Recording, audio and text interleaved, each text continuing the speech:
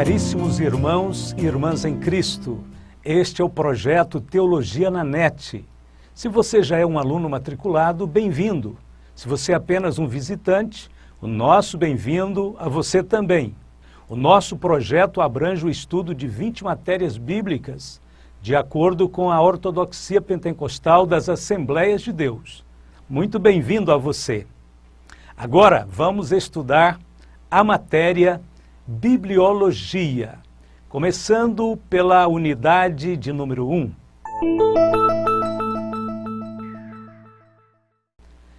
Definições. Bibliologia é o estudo introdutório e auxiliar das Sagradas Escrituras. A matéria Bibliologia abrange o estudo da estrutura da Bíblia, incluindo a divisão e a classificação dos livros, capítulos, versículos, temas e particularidades do texto. Também estuda o cânon sagrado, sua formação e a sua transmissão até nós. Também analisa e estuda a preservação da Bíblia, as traduções, línguas originais, manuscritos, e também a história do povo da Bíblia, Israel, incluindo o período entre os dois testamentos e fatos sobre as nações contemporâneas. Também vamos ver, para melhor compreensão da Bíblia, um pouco da geografia bíblica, cronologia geral, usos e costumes dos povos bíblicos.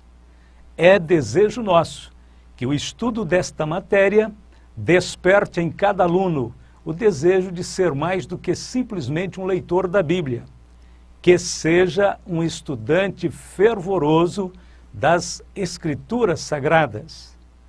Estudo de número 1. A revelação de Deus.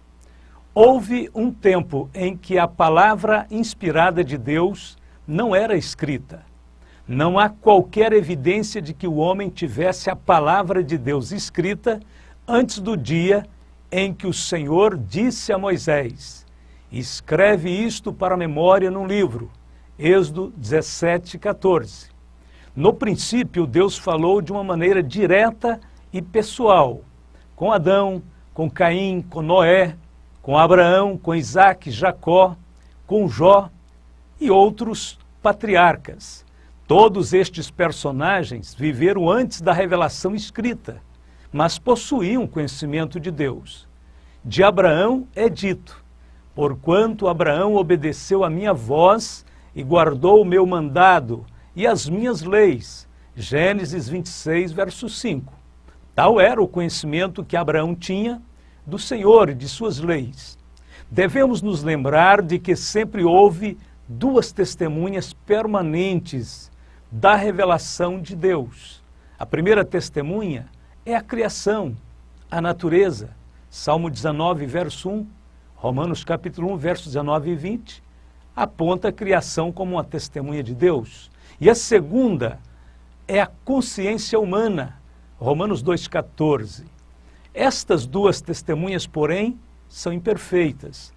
A criação apenas nos mostra que é um Deus, mas não diz nada sobre a sua natureza ou sobre o seu plano redentor.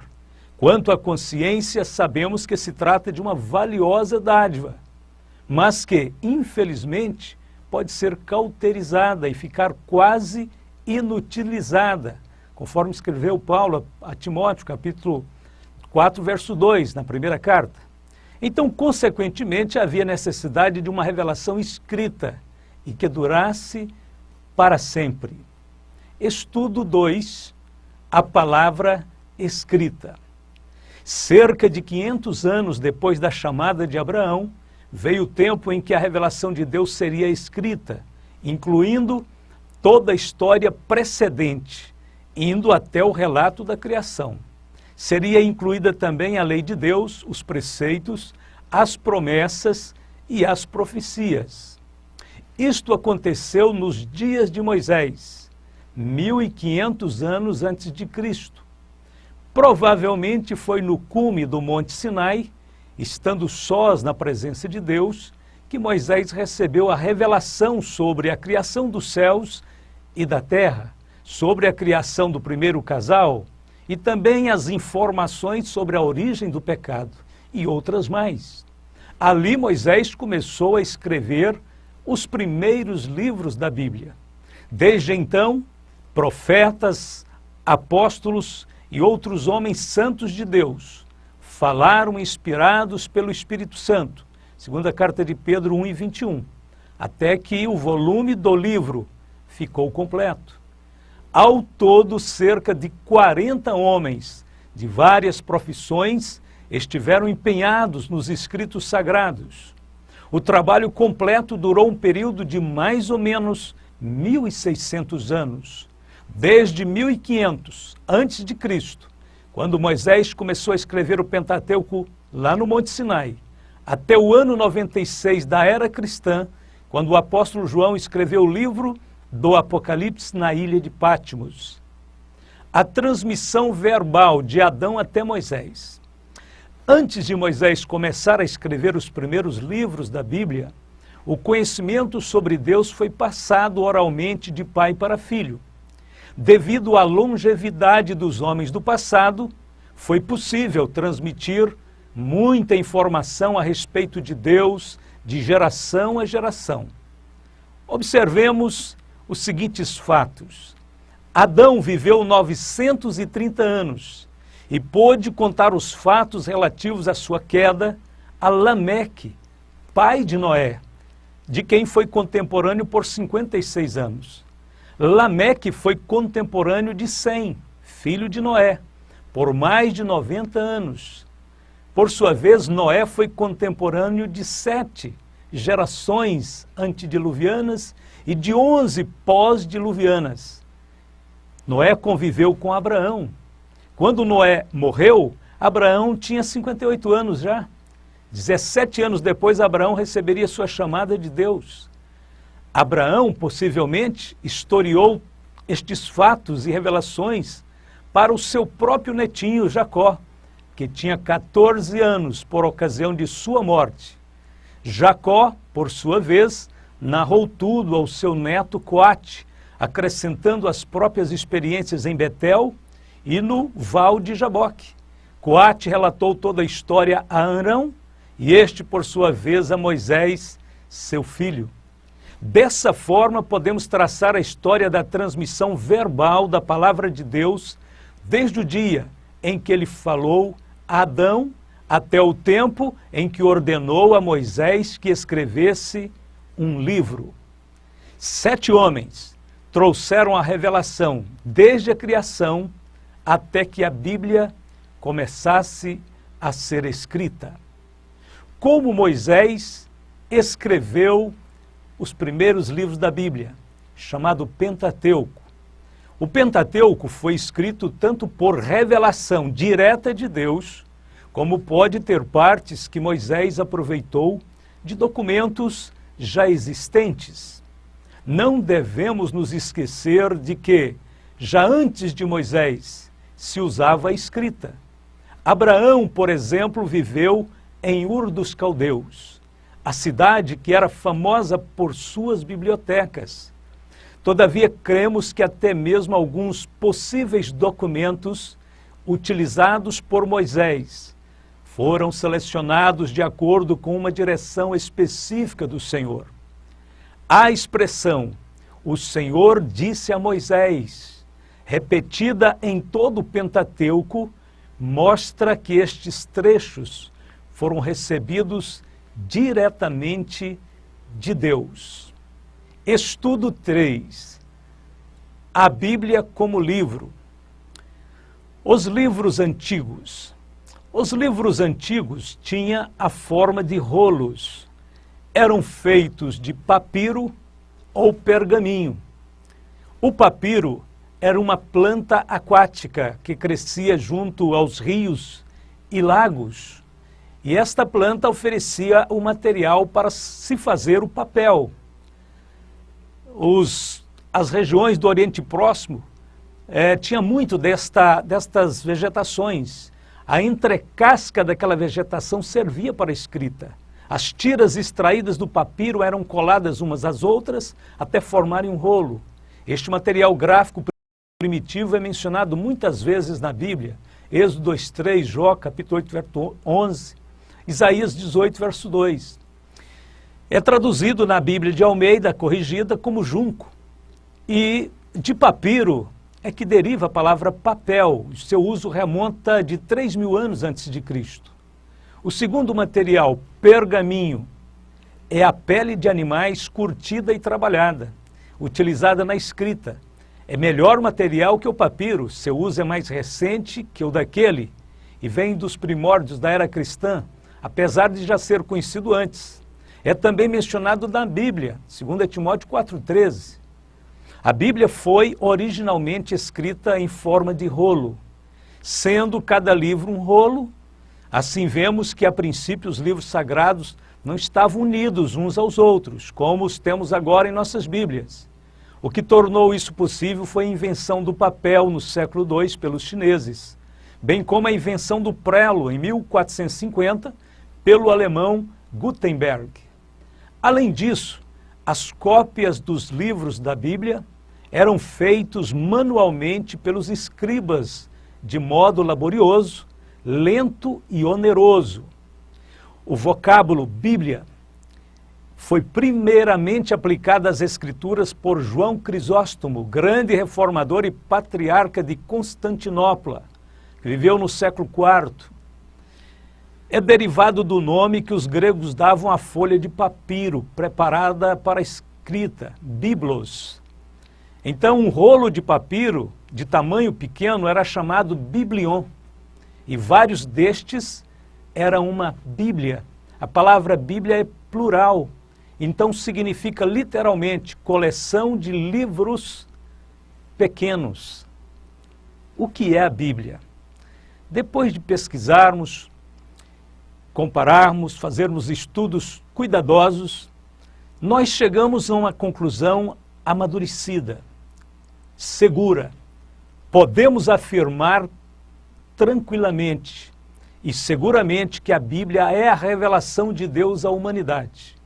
O autor da Bíblia é Deus, seu real intérprete é o Espírito Santo e o seu assunto central é o Senhor Jesus Cristo. A coleção completa dos livros divinamente inspirados, constituindo a Bíblia, é chamado de cânon. Os nomes mais comuns que a Bíblia dá a si mesma são os seguintes. Primeiro, Escrituras. Segundo, Sagradas Escrituras. Terceiro, Livro do Senhor. Quarto, a Palavra de Deus. E quinto, os oráculos de Deus, conforme está em Romanos 3:2 na versão atualizada.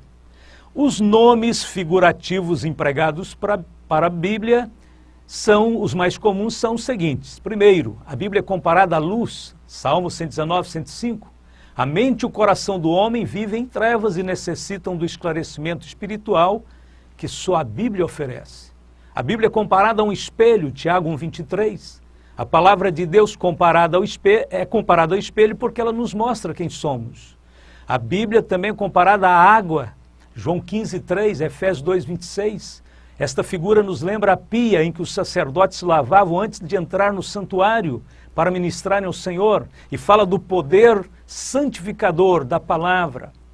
E também temos o figurativo de alimento, Jó 23:12. Nesse sentido, a palavra é representada por diversos tipos de alimentos, por exemplo, o leite, o pão, sólido mantimento, o mel.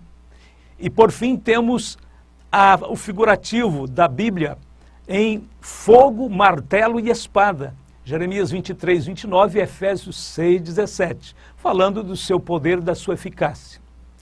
Estudo de número 4, a estrutura da Bíblia. A Bíblia divide-se em duas partes principais, Antigo Testamento e Novo Testamento. Possui ao todo 66 livros, sendo 39 no Antigo Testamento e 27 no Novo.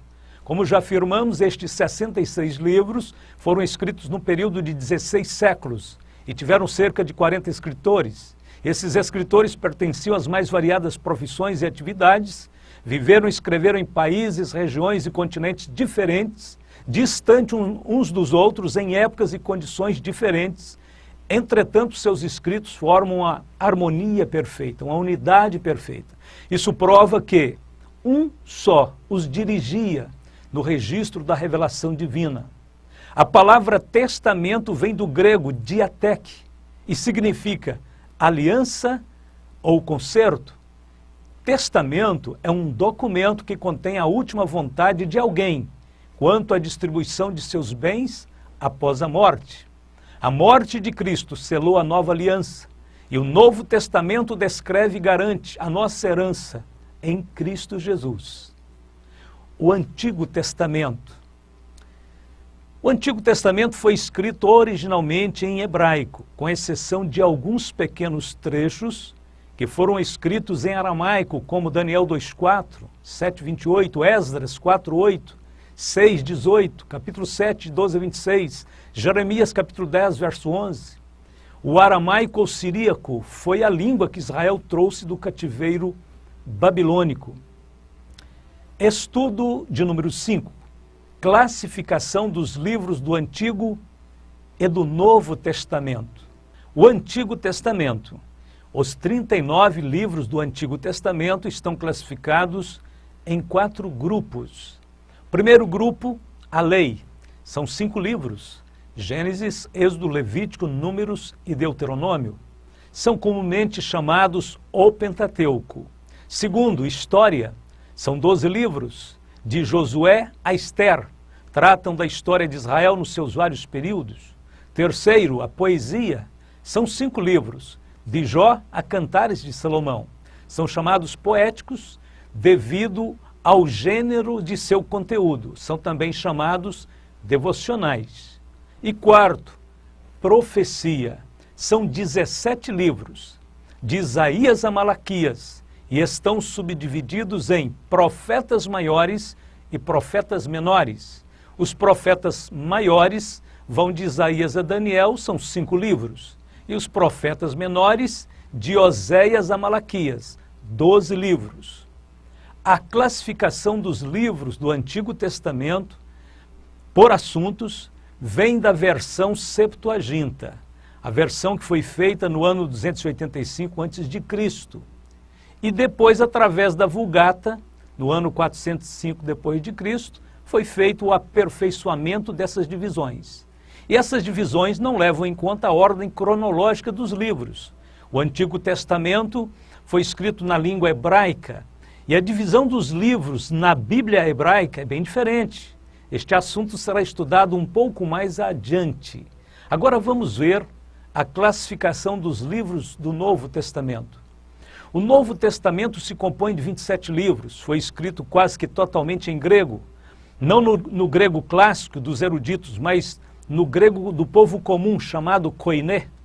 Seus 27 livros também estão classificados em 4 grupos.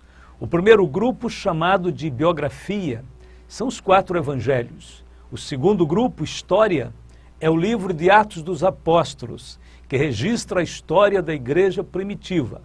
O terceiro grupo, epístolas. São 21 as epístolas ou cartas, e vão de Romanos a Judas. Elas contêm a doutrina da igreja. E quarto, profecia. É o livro do Apocalipse, ou o livro da Revelação. Louvado seja Deus por esta primeira unidade que terminamos aqui.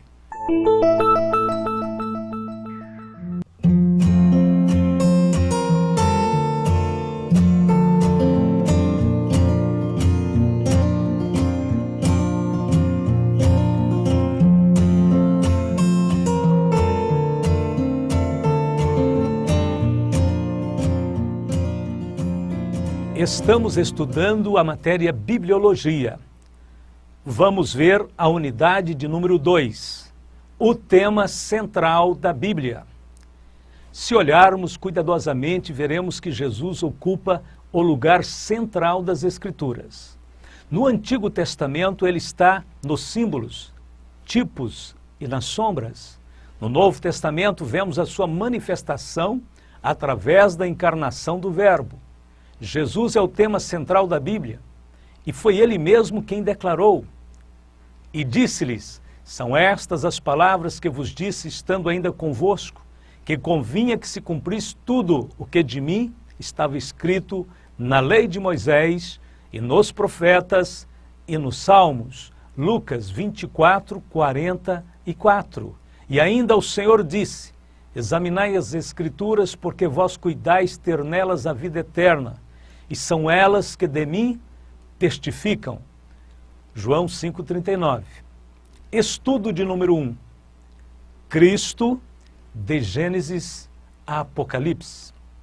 Em referência a Cristo, temos 4 palavras que resumem toda a Bíblia.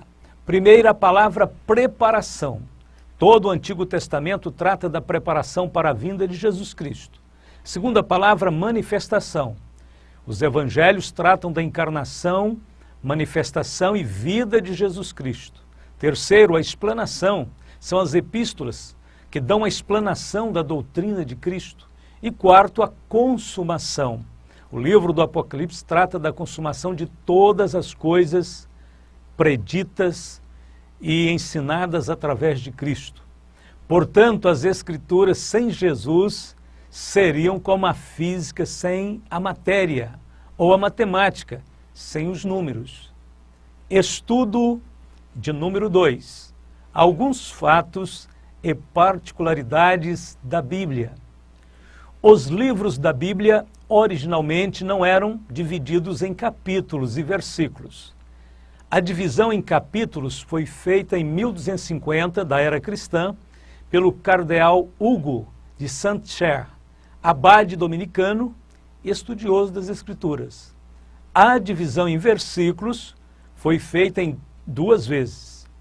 O Antigo Testamento em 1445 pelo Rabi Natan e o Novo Testamento em 1551 por Robert Stevens, um impressor de Paris. A Bíblia foi o primeiro livro impresso no mundo após a invenção do prelo. Isso se deu no ano de 1452 em Mainz, Alemanha. Atualmente a Bíblia completa está disponível em 392 idiomas e há porções traduzidas em mais de 2.287 línguas e dialetos. É o livro mais vendido no Brasil e também no mundo. E, por sinal, o Brasil é o segundo maior distribuidor, consumidor de Bíblias do mundo, atrás apenas dos Estados Unidos. Estudo de número 3, a necessidade do estudo das Escrituras. Uma atitude correta para com a Bíblia é de capital importância para o êxito do seu estudo. A forma como relacionamos com as Escrituras Sagradas demonstram a nossa atitude para com Deus. O Senhor falou a Josué: não se aparte da tua boca o livro desta lei. Antes medita nele dia e noite, para que tenhas cuidado de fazer conforme a tudo quanto nele está escrito. Porque então farás prosperar o teu caminho, e então prudentemente te conduzirás. Josué capítulo 1, versículo de número 8. A pergunta que devemos fazer é esta: por que devemos estudar a Bíblia? Então vamos lá para as respostas. Primeiro, porque ela é o manual da vida e também do trabalho cristão. É imperioso que o cristão conheça bem a palavra de Deus, 2 Timóteo 2,15. Segundo, porque a Bíblia é o alimento da alma. O estudo da palavra de Deus nutre a nossa alma e nos dá crescimento espiritual. Terceiro, devemos estudar a Bíblia porque ela é o instrumento que o Espírito Santo usa. Efésios 6,17. Nós precisamos deixar que a palavra de Deus domine todas as esferas de nossa vida, nossos pensamentos, nossas emoções, e assim molde todo o nosso modo de viver diário. Quarto, devemos estudar a Bíblia porque ela enriquece espiritualmente a vida do cristão. Alguém constatou que existem 32 mil promessas na Bíblia. Imagine quanta riqueza! Entre essas riquezas derivadas da Bíblia está a formação de um caráter ideal. Estudo de número 4. Como devemos estudar a Bíblia? com o propósito de ajudar o estudante a tirar o máximo proveito no estudo da Bíblia, vamos dar 5 passos que devem ser seguidos. Primeiro, leia a Bíblia conhecendo o seu autor. A Bíblia é o único livro cujo autor está presente quando se o lê. Ninguém pode explicar um livro tão bem como o seu autor. Não basta apenas ler as suas palavras, é preciso conhecer e relacionar com o autor do livro. Segundo, leia a Bíblia diariamente. É o que Deus disse a Moisés, em Deuteronômio 17, verso 19. Tenha o livro nas suas mãos todos os dias. Precisamos praticar a leitura bíblica individual, pessoal, diária. Assim como o nosso corpo necessita de várias refeições diariamente, também precisamos da palavra de Deus para fortalecer a nossa alma. Terceiro, leia a Bíblia com a melhor atitude mental e espiritual. Isso é de capital importância para o êxito no estudo bíblico. A atitude correta é a seguinte: estude a Bíblia como a palavra de Deus e não como uma obra literária qualquer. Estude a Bíblia com o coração sincero, em atitude devocional, não apenas com o intelecto. Estude a Bíblia crendo sem duvidar do seu ensino. A dúvida ou a descrença cega o leitor. Leia a Bíblia com oração, devagar, meditando. Davi orou assim: desvenda os meus olhos para que veja as maravilhas da tua lei. Salmo 119, verso 18. E, por fim, leia a Bíblia toda. Há uma riqueza insondável nisso. Porém, entenda que mesmo lendo-a toda, jamais a esgotaremos. Nesta matéria sempre seremos alunos. Estudo de número 5. Observações quanto ao manuseio da Bíblia. Vamos aprender algumas regras básicas quanto ao manuseio e estudo da Bíblia com aproveitamento. Primeiro, estude a Bíblia fazendo anotações individuais. Habitue-se a tomar notas de suas meditações na palavra de Deus. A memória falha com o tempo. Imagine quantas verdades reveladas no passado deixariam de chegar até nós se os homens de Deus não as tivessem registrado. Faça seus apontamentos de forma organizada, distribuindo-os por assuntos previamente escolhidos.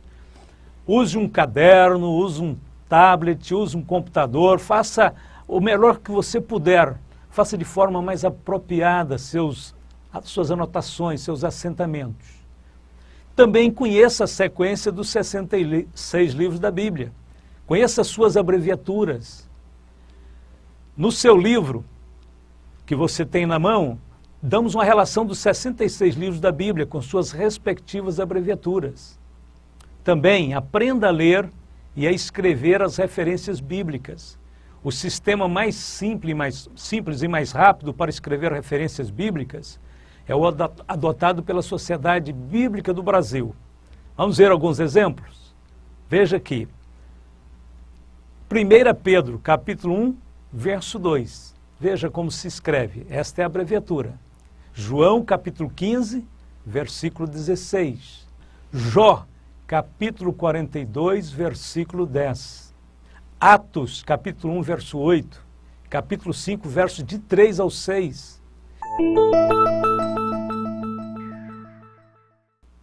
Vamos para a diferença entre o texto, contexto, referência e inferência. São palavras que você vai encontrar nos livros, nos cursos. Primeiro, o que é um texto? Textos são as palavras contidas numa determinada passagem. Já o contexto é a parte que fica antes e a parte que vem depois do texto que estamos lendo. O contexto pode ser um versículo, pode ser um capítulo e pode ser até um livro inteiro. Vamos ver referência. A gente fala, vamos para a referência bíblica, está em tal lugar. A referência é a conexão direta sobre determinado assunto.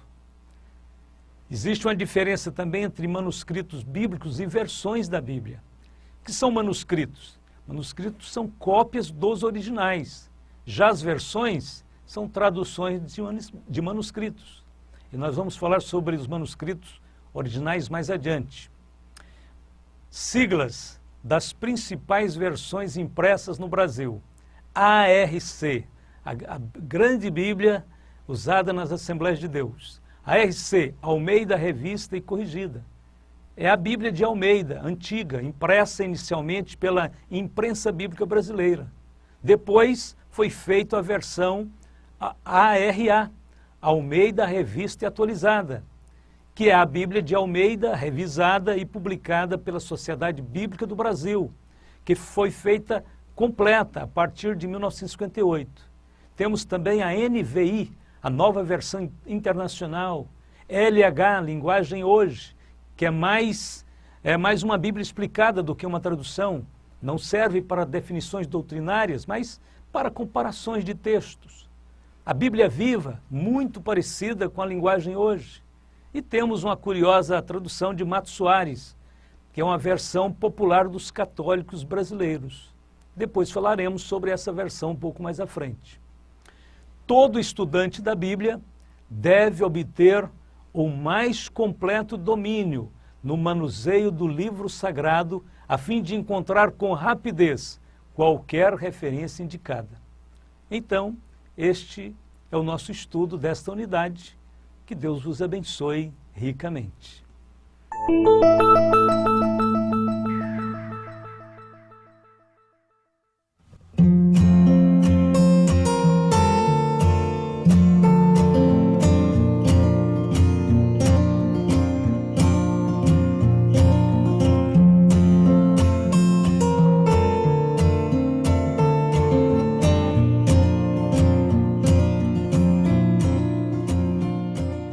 Estamos estudando a matéria Bibliologia.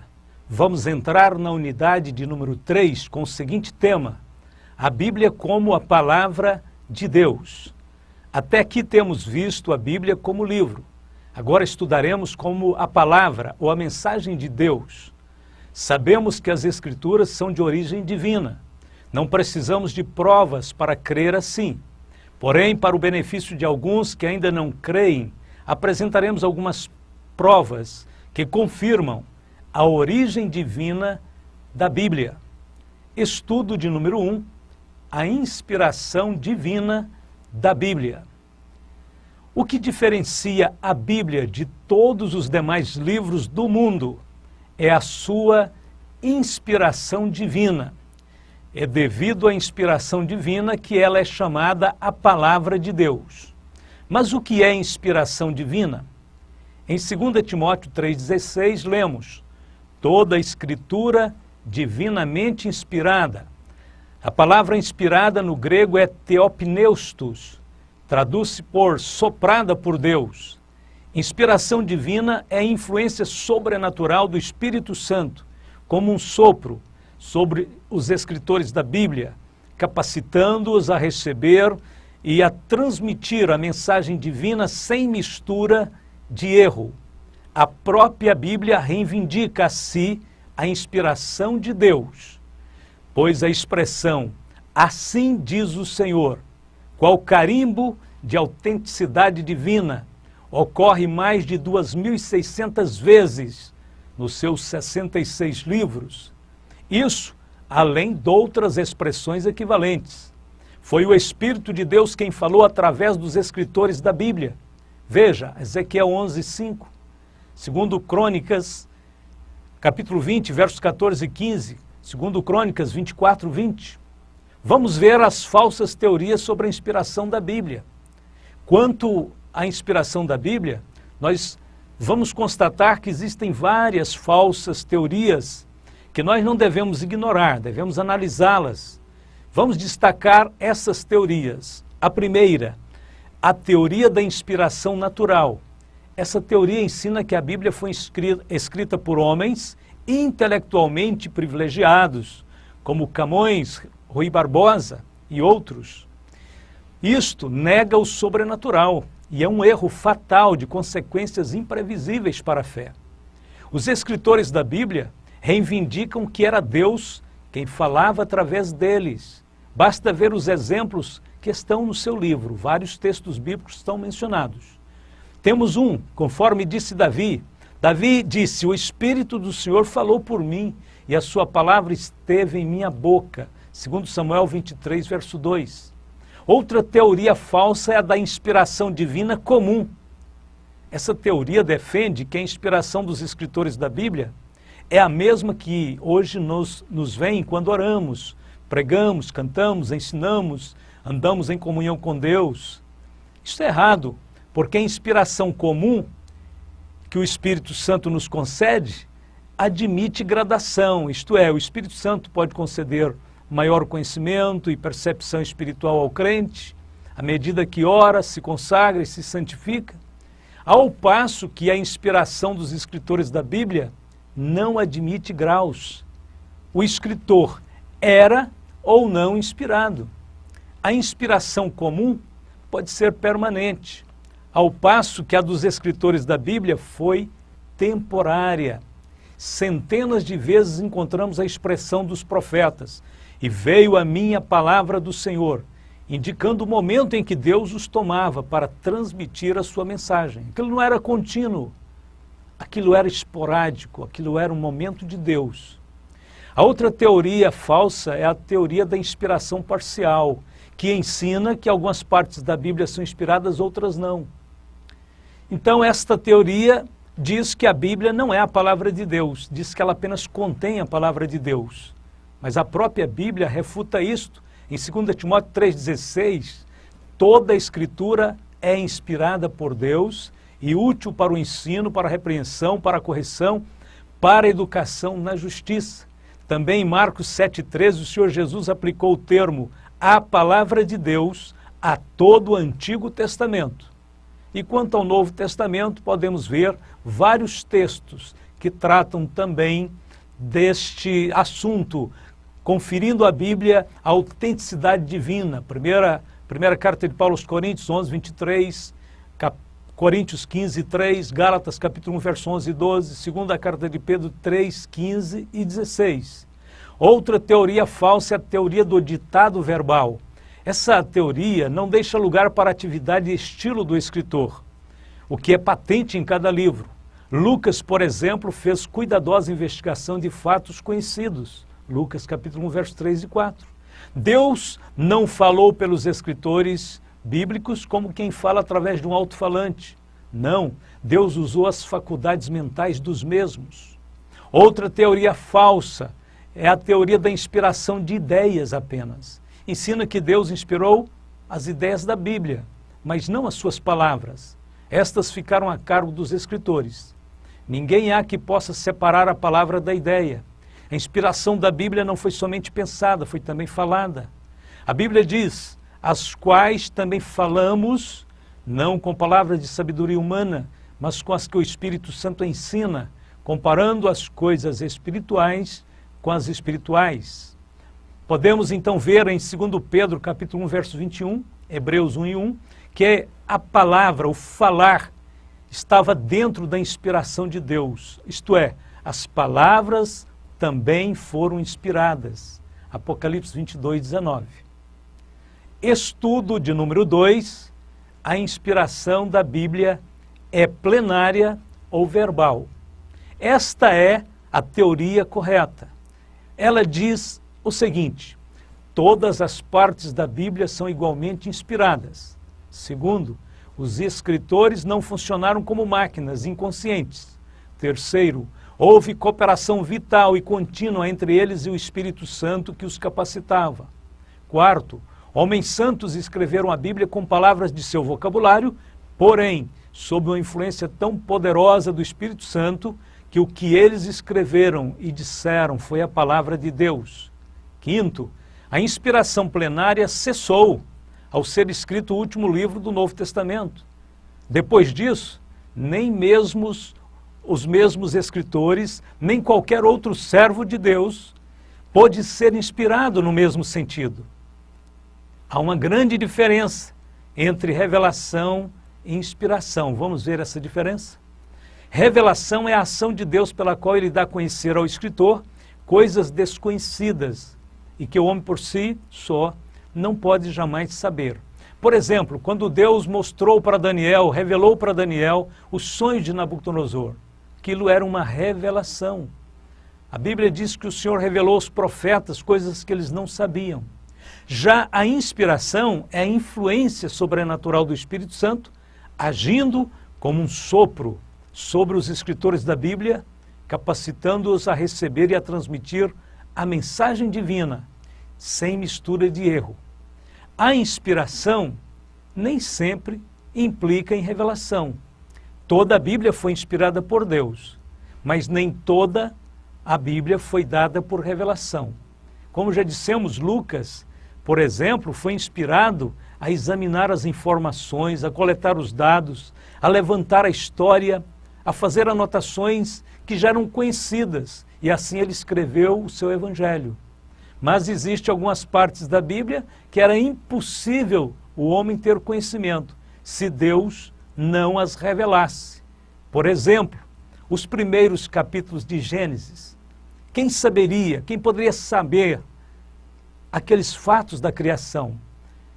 Imagine a ação de Satanás no livro de Jó. Tem que ser fruto de revelação de Deus. Os seus diálogos com Deus, aqueles debates, ali onde Deus autoriza Satanás, permite que Satanás prove Jó. Então Deus teve que revelar aquilo. Neste caso, se Deus não tivesse revelado todo o desenrolar daquela ação maligna, nós só poderíamos conhecer os efeitos e nunca a causa. Também o conhecimento espiritual de Paulo. Ora, Paulo não andou com o Senhor Jesus. Paulo creu por volta do ano 35. Porém, em suas epístolas, ele nos conduz às profundezas do conhecimento espiritual. Doutrinas bíblicas, até então obscuras, foram claramente explicadas por Paulo. Como teve ele o conhecimento de tudo isso? Ele mesmo nos diz. Em Gálatas capítulo 1, verso 11 e 12, em Efésios 3, 3 a 7. Ele diz que foi por revelação. Em 1 Coríntios 11, 23 a 26, Paulo afirma: porque eu recebi do Senhor o que também vos ensinei. Então, por sua vez, nós temos o capítulo 15 também de 1 Coríntios, que foi escrito por Paulo, e é a passagem mais profunda e mais completa da Bíblia sobre a ressurreição. Portanto, Paulo recebeu por revelação o seu conhecimento. Diferença entre palavras inspiradas e registros inspirados. Preste atenção neste ponto. Ele é muito importante. Nós encontramos na Bíblia o registro de palavras de homens ímpios e até mesmo de Satanás. A Bíblia é o livro da verdade. Ela não mente, mas registra mentiras que outros proferiram. Nestes casos, tais palavras, as palavras em si não são inspiradas, mas o seu registro sim. Deus inspirou os escritores da Bíblia a fazerem tais registros para documentar as atitudes perversas dos ímpios e a natureza irreconciliável de Satanás. Isto foi extraordinário, Deus fazer isso, porque aí passamos a conhecer coisas que nós não poderíamos conhecer de outra forma. Estudo de número 3, a perfeita harmonia e unidade da Bíblia. Os 66 livros da Bíblia foram escritos por cerca de 40 escritores, já falamos, cobrindo um período de 16 séculos. Esses homens, na maior parte dos casos, não se conheceram, viveram em lugares distantes, mais ou menos 3 continentes, escrevendo em línguas diferentes, pelo menos 2 principais.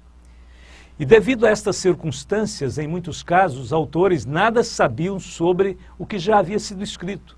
Muitas vezes um escritor iniciava um assunto e séculos depois outro o completava com tanta riqueza de detalhes que somente um livro vindo de Deus podia ser assim.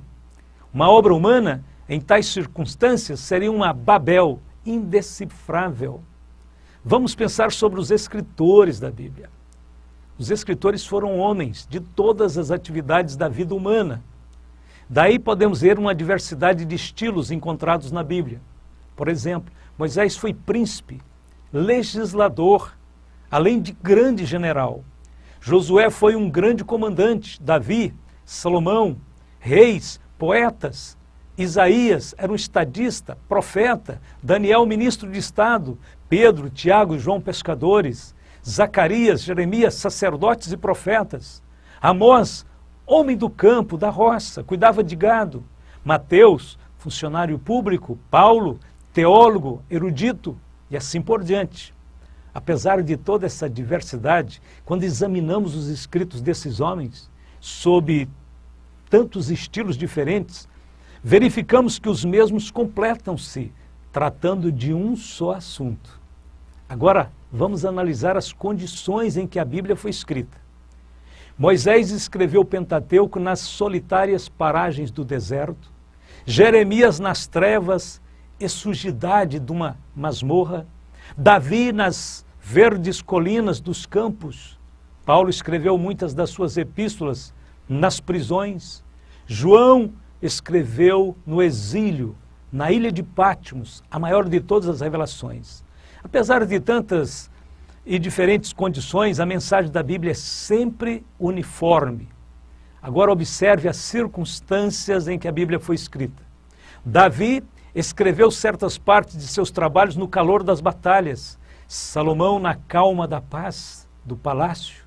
Há profetas que escreveram em meio a profundas tristezas, ao passo que Josué escreveu durante a alegria da vitória. Apesar da pluralidade de circunstâncias, a Bíblia apresenta um só sistema de doutrinas, uma só mensagem de amor, um só meio de salvação. De Gênesis a Apocalipse, há uma só revelação, um só pensamento e um só propósito. A razão dessa harmonia e unidade é a prova incontestável de que a Bíblia tem origem divina. Embora houvesse tantos escritores, apenas uma mente os guiava em seus registros. Portanto, se for encontrada alguma falha na Bíblia, será sempre do lado humano, como uma tradução mal feita, uma grafia inexata, uma interpretação forçada, a má compreensão de quem estuda, a falsa aplicação dos textos, do sentido dos textos. Portanto, quando encontramos na Bíblia um trecho discrepante, não pensemos logo que é erro. Saibamos refletir como Agostinho, que disse, num caso desse, deve haver erro do copista, deve haver uma tradução mal feita do original, ou então sou eu mesmo, que não consigo entender. Estudo de número 4. Evidências da inspiração divina da Bíblia. A evidência da aprovação da Bíblia por Jesus. Jesus Cristo é um personagem histórico.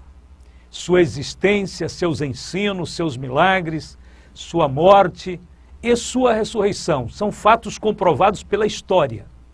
Milhares de pessoas sabem disso, mas não creem na Bíblia. Tais pessoas precisam saber a posição de Jesus quanto à Bíblia. Observa o que Jesus manifestou em relação à Bíblia. Primeiro, o Senhor Jesus aprovou a Bíblia, primeiramente lendo-a. Lucas 4, 16 a 20, ele a leu, ensinando-a, Lucas 24, 27, chamando-a de palavra de Deus, Marcos 7, 13, e cumprindo-a, Lucas 24, 44. Na referência de Lucas 24, 44, Jesus pôs sua aprovação em todas as escrituras do Antigo Testamento, pois lá está escrito leis, salmos e profetas. Estas eram as 3 divisões da Bíblia hebraica, nos dias em que o Novo Testamento ainda não estava formado. Jesus afirmou que as escrituras são a verdade. Santifica-os na verdade. A tua palavra é a verdade. João capítulo 17, verso 17. Jesus viveu e procedeu de acordo com as Escrituras. A Bíblia diz, e tomando consigo os 12, disse-lhes, eis que subimos a Jerusalém, e se cumprirá no Filho do Homem tudo o que pelos profetas foi escrito. Lucas 18, 31. Jesus declarou que Davi falou pelo Espírito Santo. O próprio Davi disse pelo Espírito Santo, o Senhor disse ao meu Senhor, assenta-te à minha direita, até que eu ponha os teus inimigos por escabelo de teus pés. Marcos 12, 36, Jesus estava citando o Salmo 110, verso 1.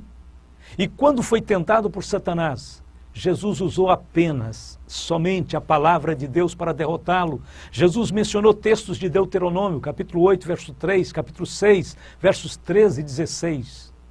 A evidência do testemunho do Espírito Santo no interior do crente, João 16, 13. Mas quando vier aquele Espírito da verdade, ele vos guiará em toda a verdade. O Espírito Santo põe dentro de cada pessoa que se converte ao Senhor a certeza de que a Bíblia é a palavra de Deus. Não é preciso ninguém ensinar tal fato ao novo convertido. Quem de fato aceita Jesus, também aceita a Bíblia como sendo a infalível, a verdadeira palavra de Deus sem argumentar. As evidências dos cumprimentos das profecias da Bíblia. A Bíblia é um livro de profecias tipológicas e literais.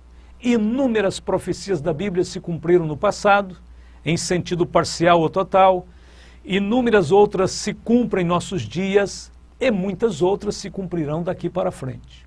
Vamos ver alguns exemplos de profecias da Bíblia e o seu cumprimento com toda a exatidão.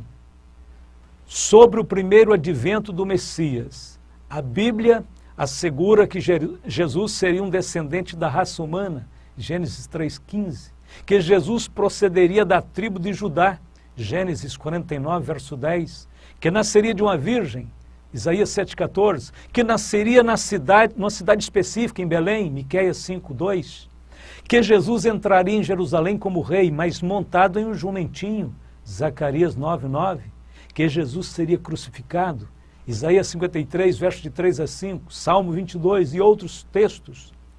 Todo o Evangelho de Mateus é rico em citações de cumprimento de profecias do primeiro advento de Cristo. E, além de tudo isso, temos na Bíblia sobre o restabelecimento e esplendor da nação de Israel, escrito pelos profetas antes de Jesus nascer, 500 anos, 700 anos, que estão se cumprindo em nossos dias, o esplendor da nação de Israel. A Bíblia chama Ciro, o persa, pelo nome, 150 anos antes do seu nascimento, Isaías 44, 28.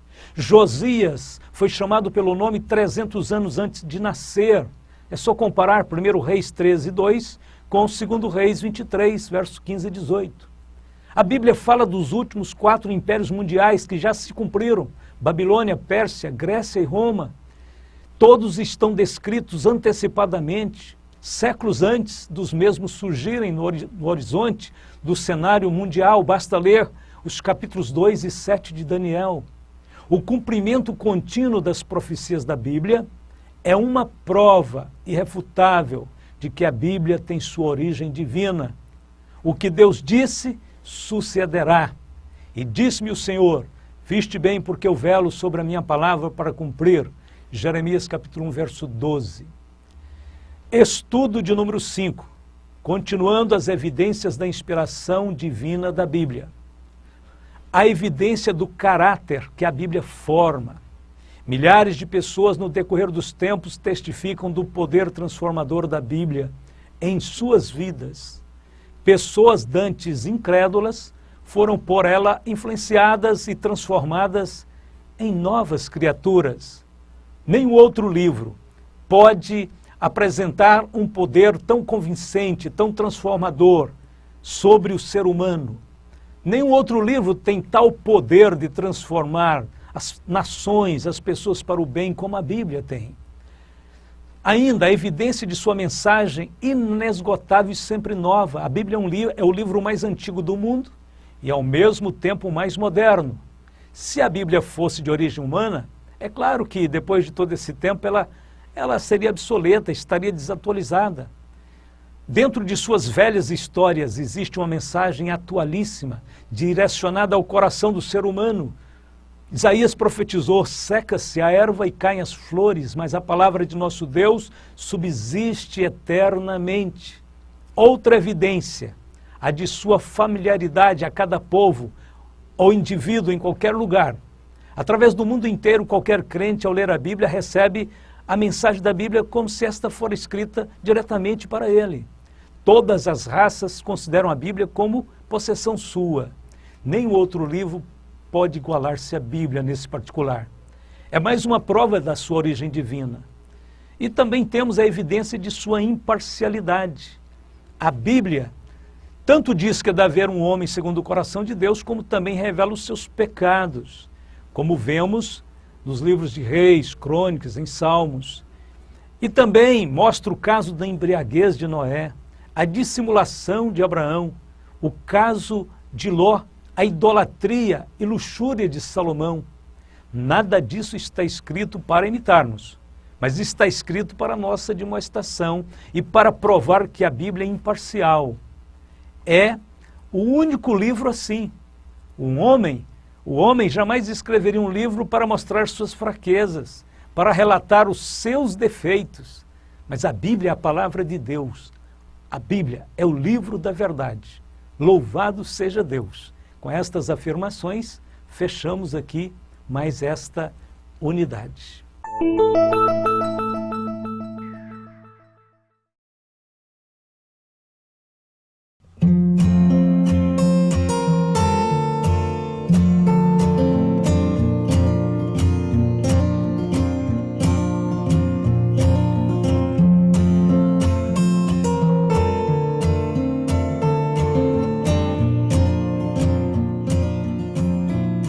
Unidade 4. O cânon das Escrituras. O termo grego cânon significa literalmente vara reta de medir. Cano ou escrituras canônicas é a coleção completa dos livros divinamente inspirados que constituem a Bíblia. O cânon sagrado é a nossa norma ou regra de fé e prática. Diz-se dos livros da Bíblia que são canônicos para diferenciá-los dos livros apócrifos, como veremos mais adiante. O termo cânon foi primeiramente aplicado aos livros da Bíblia por Orígenes, 185 a 254 d.C. Estudo de número 1, o cânon do Antigo Testamento. O cânon do Antigo Testamento, como temos atualmente, ficou completo desde os tempos de Esdras, após o ano 445 a.C. Entre os judeus, o Antigo Testamento tem 3 divisões, as quais Jesus citou em Lucas 24, verso 44. Lei, profetas e escritos. A divisão dos livros do cânon hebraico é a seguinte: primeiro e segundo livro de Samuel formam um único livro. Primeiro e segundo livro de Reis formam também um único livro. Primeiro e segundo Crônicas formam também um único livro. Esdras e Neemias formam um único livro. Os 12 profetas menores também formam um único livro. E os demais formam 19 livros, dando um total de 24 livros. A disposição, a ordem dos livros no cânon hebraico é também diferente da nossa. Damos a seguir essa disposição dentro da tríplice divisão do cânon, conforme está no hebraico. Lá está lei, profetas e escritos. Então vamos ver, primeiro a lei, 5 livros, exatamente os mesmos que nós temos, Gênesis, Êxodo, Levítico, Números e Deuteronômio. Depois vem a divisão dos profetas, aí muda um pouco. Os livros são os mesmos, mas a ordem é outra. Então os profetas são 8 livros. Tem os primeiros profetas, Josué, Juízes, Samuel e Reis, e os últimos profetas, Isaías, Jeremias, Ezequiel e os 12. E aí vem a terceira divisão, que são os escritos, 11 livros aí. Aí vem os livros poéticos, contendo Salmos, Provérbios e Jó, os 5 rolos, contendo Cantares, Ruth, Lamentações, Eclesiastes e Ester, e os livros históricos, que contêm Daniel, Esdras e Neemias e Crônicas. Esta é a divisão da Bíblia hebraica. O conteúdo é o mesmo, só que a formação e a disposição é diferente da nossa. Estudos de número 2. A formação do cânon do Antigo Testamento. O cânon do Antigo Testamento foi formado num espaço de mais ou menos 1046 anos, indo de Moisés a Esdras. Moisés escreveu as primeiras palavras do Pentateuco por volta do ano 1491 a.C. Esdras entrou em cena em 445 a.C. Evidentemente, Esdras não foi o último escritor do Antigo Testamento. Os últimos mesmos foram Neemias e Malaquias. Porém, de acordo com os escritos históricos judaicos, foi ele que, na qualidade de escriba e sacerdote, reuniu os rolos canônicos existentes na época. Conforme os escritos judaicos, Esdras presidiu a chamada Grande Sinagoga, que era um conselho composto de 120 membros, organizado por Neemias, cerca do ano 410 a.C. Foi essa entidade que reorganizou a vida religiosa dos repatriados que voltavam da Babilônia. E mais tarde isso deu origem ao Sinédrio, cerca de 275 a.C. Reconhecimento e fixação do cânon do Antigo Testamento. Depois da destruição de Jerusalém no ano 70 da era cristã, a sede do Sinédrio, o Supremo Tribunal Judaico, foi estabelecido na cidade de Jâmnia, perto da moderna Jafa, na terra de Israel. Nessa cidade, os rabinos judaicos em concílio, sob a presidência de Johanã ben Zakkai, reconheceram e fixaram o cânon do Antigo Testamento. Isto se deu no ano 90 da era cristã. Estudo de número 3, o cânon do Novo Testamento. O cânon do Novo Testamento levou apenas 2 gerações, cerca de 100 anos, para ser estabelecido. No ano 100 da era cristã, todos os livros do Novo Testamento já estavam escritos.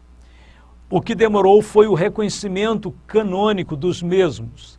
Isso devido ao zelo espiritual das igrejas de então, que exigiam provas concludentes de que algo fosse inspirado realmente por Deus. A formação do cânon do Novo Testamento. Vamos ver, primeiro as cartas de Paulo foram os primeiros escritos do Novo Testamento. São 13, de Romanos a Filemon. Essas cartas foram escritas entre 52 e 67. Pela ordem cronológica, provavelmente o primeiro livro do Novo Testamento pode ter sido a primeira epístola aos Tessalonicenses, que pode ter sido escrita em 52. Esses livros formam também os primeiros a serem aceitos como canônicos. Pedro chama os escritos de Paulo de Escrituras, título aplicado somente à palavra inspirada de Deus, segundo a Pedro, capítulo 3, 15 e 16. Depois vem os Atos dos Apóstolos, que foi escrito por Lucas no ano 63, ao fim dos 2 anos da primeira prisão de Paulo em Roma, Atos 28, 30.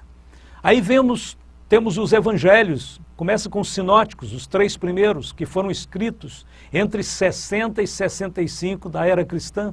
O Evangelho de João foi escrito mais tarde, no ano 85.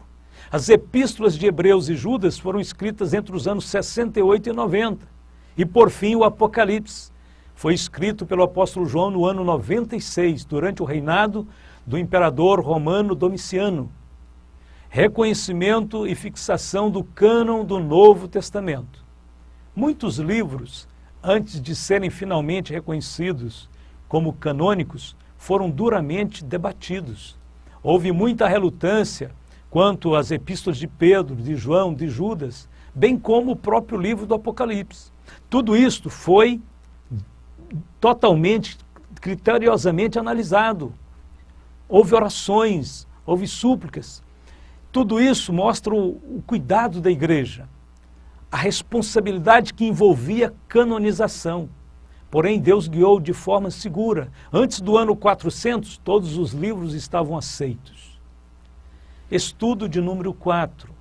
Os livros apócrifos. O termo apócrifo significa literalmente escondido, oculto. No sentido religioso, significa não genuíno, espúrio, conforme definição dada por Jerônimo.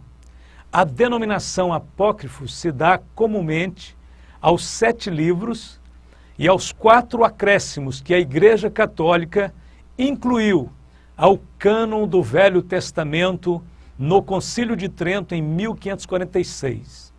Esta é a razão porque as Bíblias de edição católico-romana possuem 73 livros e aqueles acréscimos, né? Esses livros nunca foram reconhecidos pelos judeus como parte do cânon hebraico. Jamais foram citados por Jesus e nem foram reconhecidos pela igreja primitiva. Estudo de número 5. Os 7 livros apócrifos da Bíblia Católica Romana. Primeiro, Tobias. É um romance inteiramente destituído de qualquer valor espiritual ou histórico. Fala de um jovem judeu rico, cativo em Nínive, o qual foi guiado por um anjo a desposar uma casta viúva que perdera 7 esposos. Judite é um romance histórico de uma viúva israelita, rica, bela e devota, que nos dias da invasão babilônica de Judá, jeitosamente penetrou na tenda do general babilônico e, fingindo entregar-se a ele, decepou-lhe a cabeça e, deste modo, salvou a sua cidade. O livro de sabedoria, uma espécie de mistura do pensamento hebreu com a filosofia grega, escrita por um judeu alexandrino que faz o papel de Salomão. O quarto livro, Eclesiástico, não é Eclesiastes, Eclesiástico, também chamado de Sabedoria de Jesus, filho de Siraque. Assemelha-se ao livro de Provérbios. Isso foi escrito por um filósofo judeu muito viajado. Apresenta regras de conduta para todos os particulares da vida civil, religiosa e doméstica. Enaltece o grande número de heróis do Antigo Testamento. Quinto, Baruque. Ele vem após o livro canônico de Jeremias e apresenta-se como sendo de autoria de Baruque, amanuense de Jeremias. É endereçado aos exilados. Consiste na maior parte de paráfrases de Jeremias, Daniel e de outros profetas. Sexto, primeiro Macabeus, obra histórica sobre o período que segue após Malaquias, o último profeta do Antigo Testamento. Relata acontecimentos da luta heróica dos judeus pela liberdade no ano 175 a 135 a.C. Crê-se que foi escrito cerca de 100 anos antes de Cristo por um judeu palestinense. Segundo Macabeus, semelhante ao primeiro Macabeus, afirma-se ser um resumo da obra escrita por certo Jason de Cirene, de quem nada se sabe. Nada se sabe. Aí vem os 4 acréscimos, ou apêndices, onde eles estão. O primeiro está no livro de Esther. É um acréscimo ao livro canônico de Esther, que termina no capítulo 10, verso 3, e aí continua, 10, 4 a 16, 24, uma espécie de continuação do livro, mas sem qualquer sentido. Depois vem o Cântico dos 3 Santos Filhos, é uma adição ao livro de Daniel, insertada de Daniel 3, 23 ao verso 90. O relato pretende ser uma oração que os moços fizeram na fornalha. Depois vem a história de Susana, é um acréscimo ainda a Daniel. É o capítulo 13, o livro de Daniel termina no 12, mas a Igreja Católica acrescentou o capítulo 13. Esse capítulo 13 relata a suposta história de como a esposa piedosa de um judeu rico da Babilônia, acusada falsamente de adultério, foi inocentada pela sabedoria de Daniel. E ainda tem Bel e o dragão, outra adição inautêntica a Daniel. É o capítulo 14 que acrescentaram a Daniel, que conta 2 histórias nas quais Daniel prova que os ídolos, Bel e o dragão, não são deuses. Razões por que os apócrifos não servem como regra de fé. Primeiro, depois do profeta Malaquias cessou o espírito profético em Israel e houve silêncio da parte de Deus por 4 séculos. Segundo, os judeus nunca os admitiram no cânon do Antigo Testamento. Nunca foram citados por Jesus Cristo ou pelos apóstolos, como inspirados ou como fonte de doutrinas. Quarto, a igreja primitiva e os pais da igreja nunca reconheceram a canonicidade neles. Quinto, existem em tais livros opiniões divergentes, contradições, erros, falsidades, contos e lendas. A Igreja Romana aprovou os apócrifos no dia 18 de abril de 1546 como meio de combater a reforma protestante.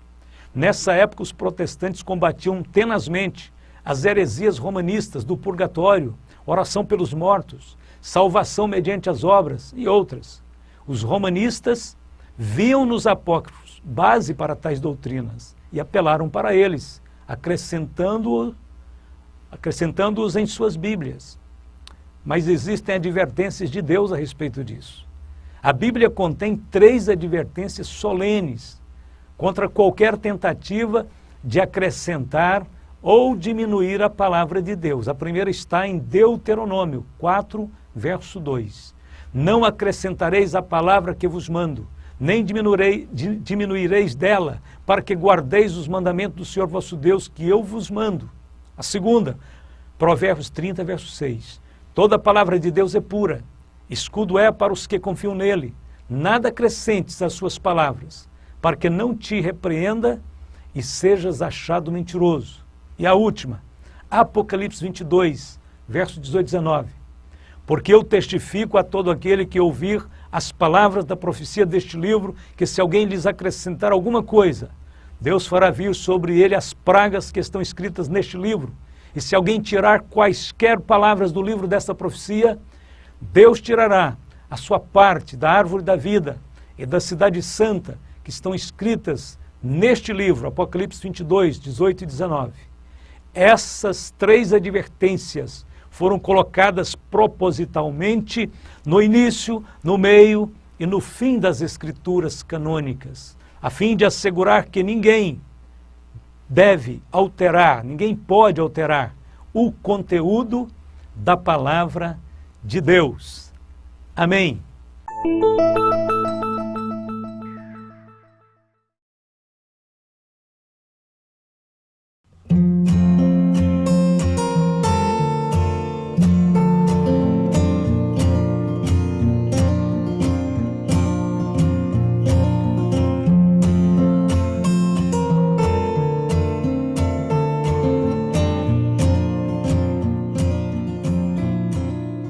Unidade de número 5, os manuscritos da Bíblia. Manuscritos são rolos ou livros antigos escritos à mão. Estudo número 1, manuscritos originais da Bíblia. Manuscritos originais saídos das mãos dos escritores bíblicos, não há nenhum conhecido. Os textos em língua original usados pelos eruditos atuais no preparo das modernas versões são reproduções das cópias originais. Estudo 2. Fazendo cópias dos manuscritos hebraicos. Não se pode exagerar a dívida de gratidão que temos para com os judeus. Como depositários da revelação escrita, eles foram extremamente cuidadosos na preparação e preservação das cópias dos manuscritos do Velho Testamento. Os escribas, sendo os responsáveis por serviço sagrado, deviam observar rigidamente uma série de regras, dentre as quais destacamos as seguintes. Primeiro, o pergaminho tinha de ser feito de pele de animal limpo. Segundo, cada letra e cada palavra eram contadas. Terceiro, cada cópia precisava ser feita de um manuscrito autêntico. Quarto, a escrita era feita com tinta negra, preparada por uma receita especial. Quinto, era necessário que os escribas pronunciassem cada palavra em voz alta antes de escrevê-la e, em caso algum, podiam escrever de memória. Sexto, os escribas precisavam limpar suas canetas antes de escrever os nomes de Deus e banhar o corpo inteiro antes de escrever o nome Jeová.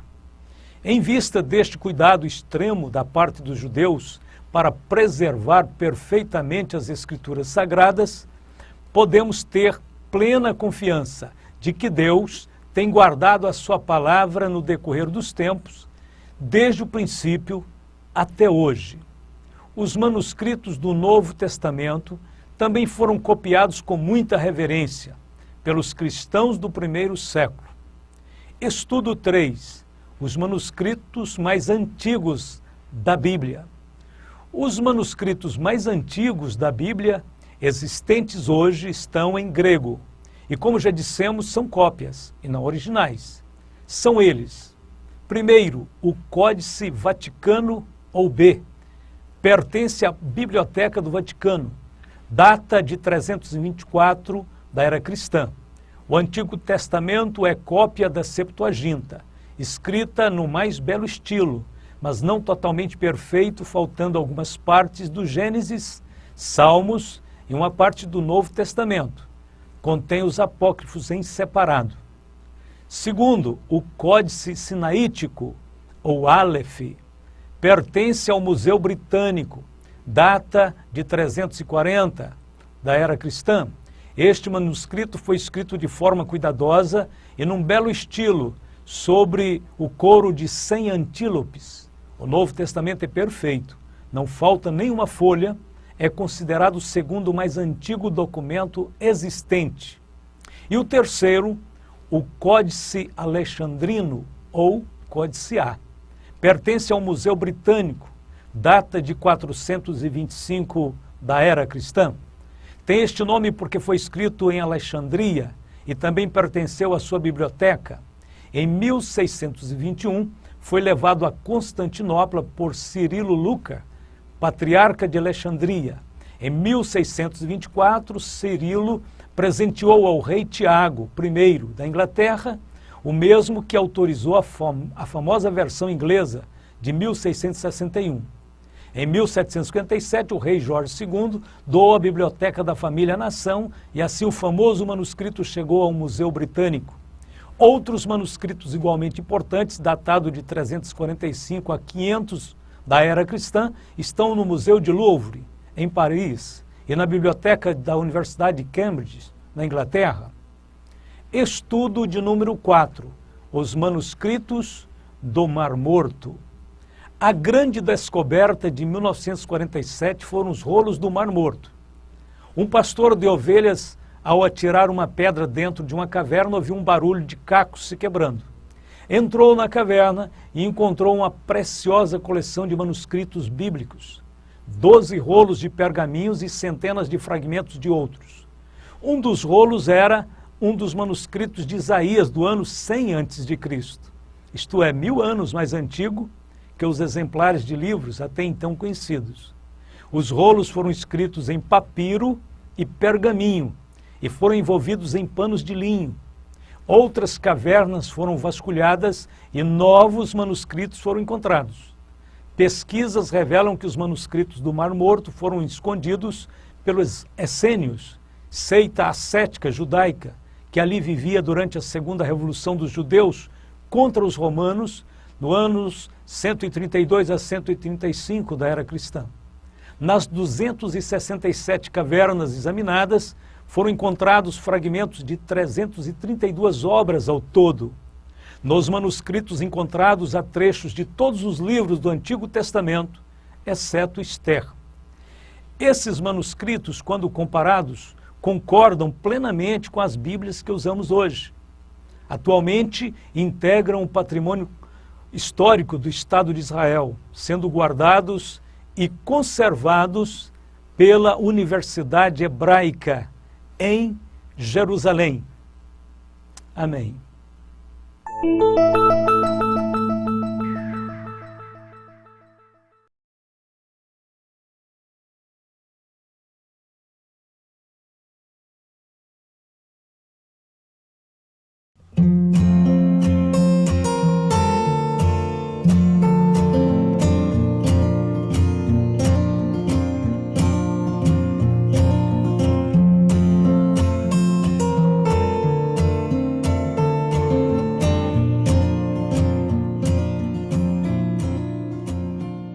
Unidade 6.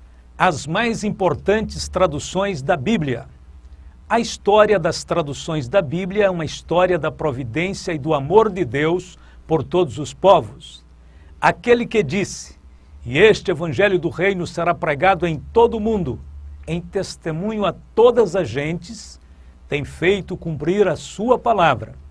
Hoje a Bíblia completa está disponível em 392 idiomas e há porções traduzidas para 2.355 línguas e dialetos. Nesta unidade, relacionaremos as famosas traduções da Bíblia, que têm marcado a história da humanidade no decorrer dos tempos. Estudo de número 1. As famosas traduções da Bíblia, versões gregas. A Septuaginta, feita por 72 eruditos judeus enviados a Alexandria, Foi a primeira tradução completa do Antigo Testamento hebraico para o grego. O nome vem do latim, que quer dizer 70. Foi na Septuaginta que os livros do Velho Testamento foram situados e divididos por assuntos, como os temos hoje: lei, história, poesia, profecia. Não há um só exemplar original desta tradução, somente cópias, datando a mais antiga do ano 325, como vimos na unidade passada, que é o manuscrito Vaticano. A Septuaginta é usada ainda hoje na Igreja grega. A versão de Áquila foi feita no ano 138 da era cristã, no reinado de Adriano. Existem fragmentos. A versão de Teodosião, feita no ano 160, no tempo do imperador Cômodo, era mais uma revisão da Septuaginta. A versão de Símaco, feita no ano 218 da era cristã, existem apenas fragmentos. A Hexapla de Orígenes, feita no ano 228, Orígenes, grande erudito da igreja primitiva, compôs em Cesareia esta obra de 6 colunas, comparando o texto hebraico com outras 5 traduções. As versões siríacas apareceram na metade do primeiro século, e com a disseminação do evangelho em regiões remotas como Ásia Menor, Síria, Antioquia e Roma, então se usou esta versão chamada siríaca. A Peshito, palavra que significa simples, esta tradução foi feita entre o ano 150 e 200, diretamente do hebraico, contendo pela primeira vez o Novo Testamento, com exceção de alguns livros. O Peshito deu origem às versões árabe, pérsica e armênia e serviu às igrejas do Oriente.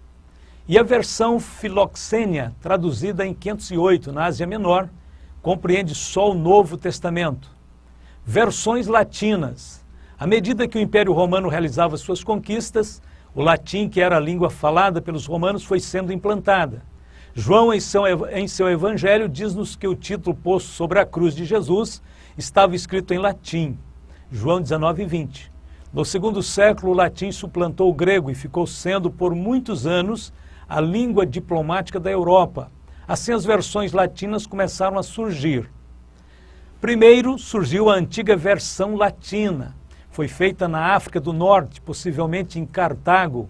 Abrange ambos os testamentos e serviu às igrejas do Ocidente. O Antigo Testamento foi traduzido da Septuaginta e foi concluído em 170. Era bem conhecido por Tertuliano, falecido em 220, e de Agostinho. Dela restam alguns 40 manuscritos. A Ítala, que foi uma tradução preparada na Itália na segunda metade do século II, abrange ambos os testamentos. E a revisão de Jerônimo, é uma revisão da antiga versão latina. Foi feita por Jerônimo no ano 382 a 387. A Vulgata, datada de 387 a 405, trata-se de uma nova versão da Bíblia feita por Jerônimo. O Antigo Testamento foi traduzido diretamente do hebraico e o Novo Testamento revisto, tendo em vista as várias versões existentes em latim. Jerônimo era, então, o homem mais sábio em assuntos bíblicos, dotado de grande piedade e valor moral. Jerônimo tinha 60 anos de idade quando iniciou a tarefa, baseando-se na Hexapla de Orígenes. Jerônimo nasceu no ano 342 e faleceu em Belém, no ano 420. A Vulgata foi a Bíblia da Igreja do Ocidente na Idade Média. Foi também ela o primeiro livro impresso após a invenção do prelo, saindo à luz em 1452 na Alemanha.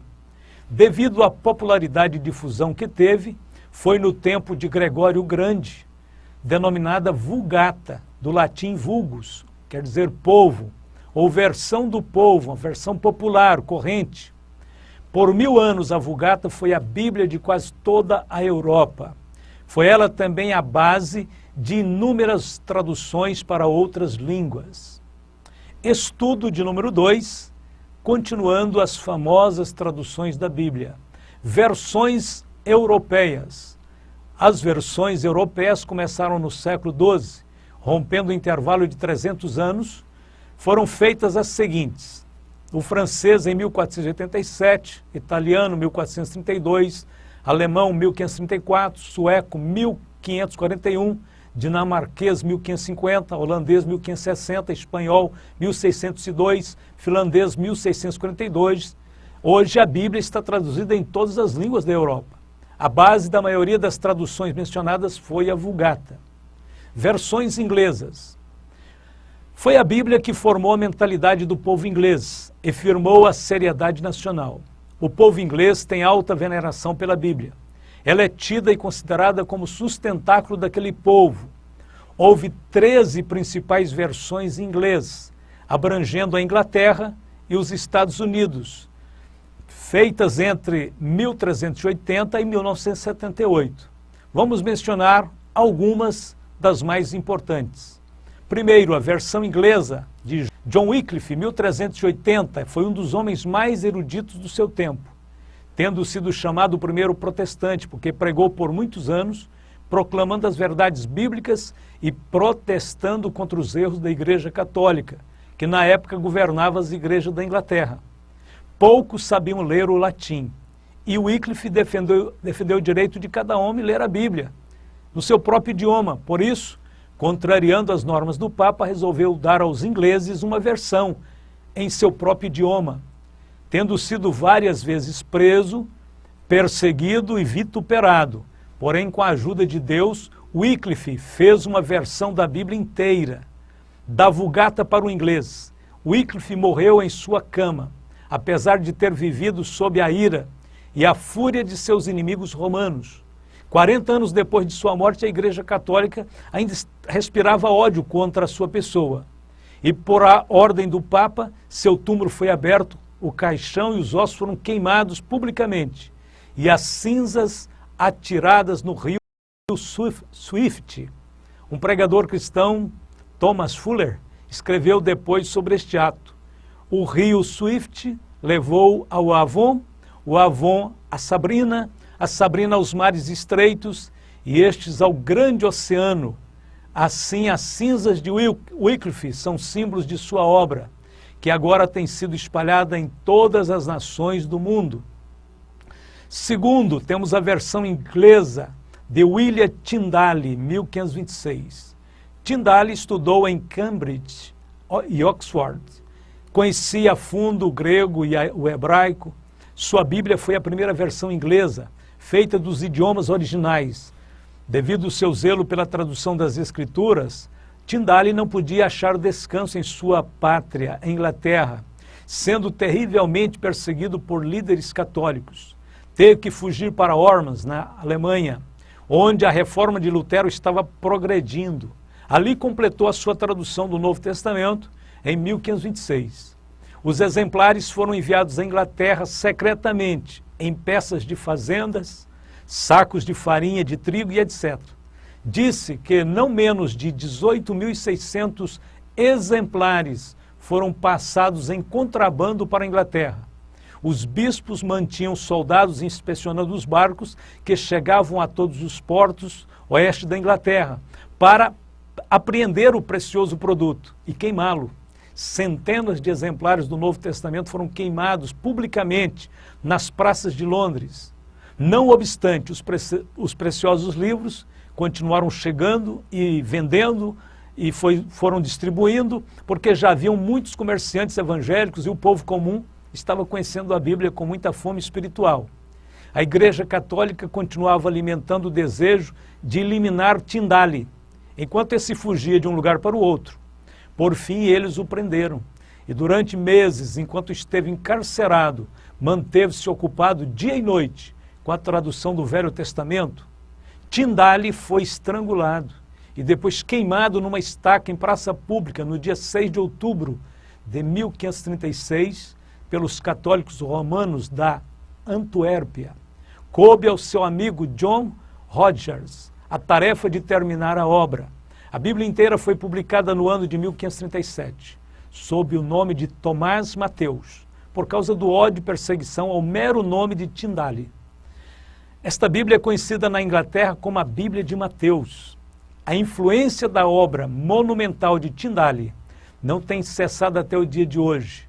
Sua tradução é maravilhosamente exata.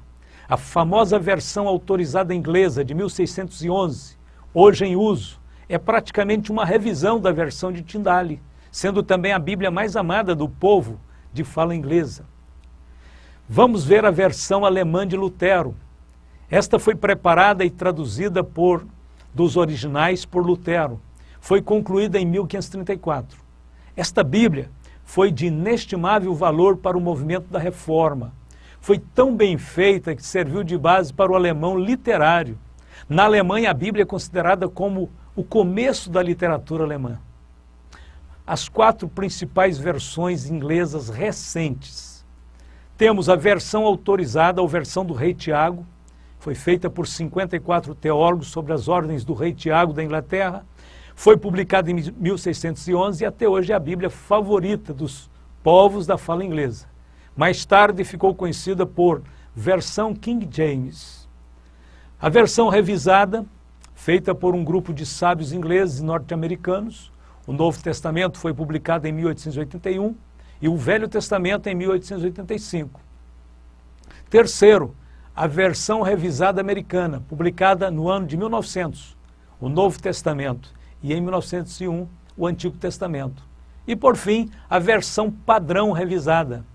O Novo Testamento foi publicado em 1946 e o Antigo Testamento em 1952. As 4 versões mais recentes, mais novas, que encontram-se nos Estados Unidos e na Inglaterra, é o New English Bible, Good News Bible, Jerusalem Bible e New International Version. Essas versões são de 1970 a 1978. Estudo 3. Versões da Bíblia em português. Como aconteceu em relação a outros idiomas, a Bíblia não foi inicialmente traduzida por inteiro em português. Dom Diniz, rei de Portugal, que viveu em 1279 a 1375, traduziu da Vulgata uma parte do livro de Gênesis. O rei Dom João I, 1385 a 1403, ordenou a tradução dos evangelhos. Esse mesmo rei traduziu os Salmos. Em 1495, a zelosa rainha Leonor mandou publicar o livro Vida de Cristo, uma espécie de harmonia dos evangelhos.